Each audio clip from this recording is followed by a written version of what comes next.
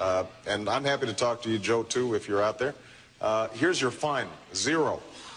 You won't pay a fine because as I said in our last debate, and I'll repeat, John, I exempt small businesses from the requirement for large businesses that can afford to provide health care to their employees but are not doing it. I exempt small businesses from having to pay into a kitty. But large businesses that can afford it, we've got a choice.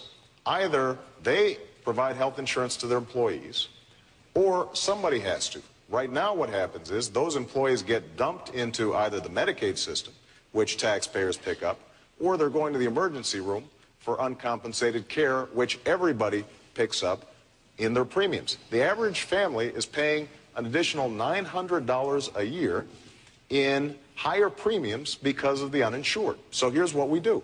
We exempt small businesses. In fact, Joe, if you want to do the right thing with your employees and you want to provide them health insurance, we'll give you a 50% credit so that you will actually be able to afford it.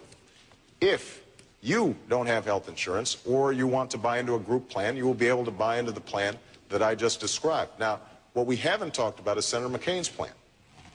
He says he's going to give you all a $5,000 tax credit. That sounds pretty good. And you can go out and buy your own insurance. Here's the problem, that for about 20 million people, you may find yourselves no longer having employer-based health insurance. This is because younger people might be able to get health insurance for $5,000, young and healthy folks. Older folks, less healthy folks, what's going to end up happening is that you're going to be the only ones left in your employer-based system. Your employers won't be able to afford it.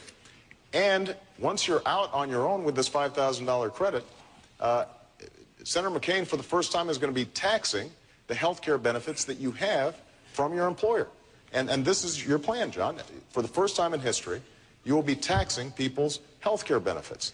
By the way, the average policy costs about $12,000.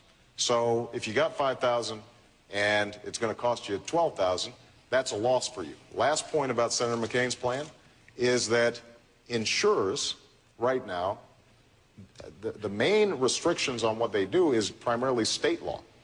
And under Senator McCain's plan, those rules would be stripped away, and you would start seeing a lot more insurance companies cherry-picking and excluding people from coverage. That, I think, is a mistake, and I think that this is a fundamental difference in our campaign and how we would approach health care.